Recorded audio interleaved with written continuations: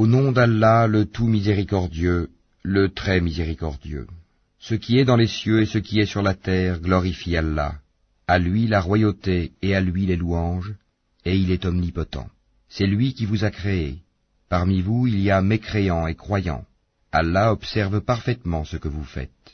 Il a créé les cieux et la terre en toute vérité, et vous a donné votre forme, et quelle belle forme il vous a donnée, et vers lui est le devenir. Il sait ce qui est dans les cieux et la terre, et il sait ce que vous cachez, ainsi que ce que vous divulguez. Et Allah connaît bien le contenu des poitrines. Ne vous est-elle pas parvenue la nouvelle de ceux qui auparavant ont mécru et qui ont goûté la conséquence néfaste de leur acte? Ils auront en outre un châtiment douloureux. Il en est ainsi parce que leurs messagers leur venaient avec des preuves évidentes, et qu'ils ont dit, sont-ce des hommes qui nous guideront?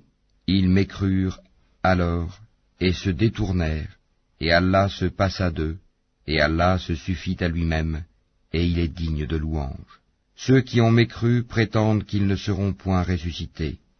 Dis, mais si, par mon Seigneur, vous serez très certainement ressuscités, puis vous serez certes informés de ce que vous faisiez. Et cela est facile pour Allah. Croyez en Allah donc et en son messager, ainsi qu'en la lumière, le Coran, que nous avons fait descendre. Et Allah est parfaitement connaisseur de ce que vous faites. Le jour où il vous réunira pour le jour du rassemblement, ce sera le jour de la grande perte.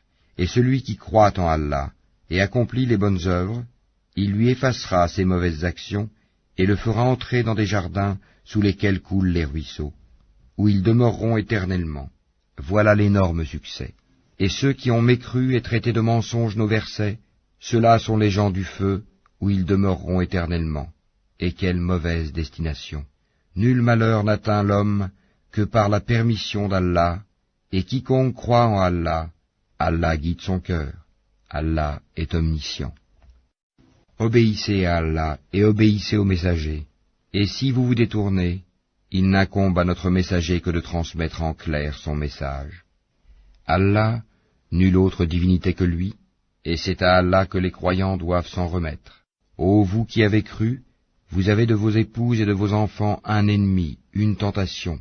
Prenez-y garde donc, mais si vous les excusez, passez sur leurs fautes et leur pardonnez. Sachez qu'Allah est pardonneur, très miséricordieux.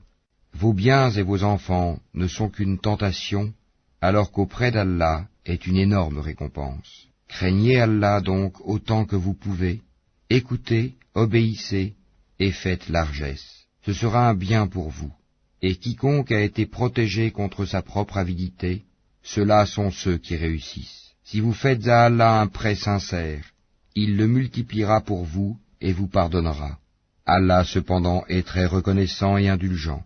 Il est le connaisseur du monde invisible et visible, et il est le puissant, le sage.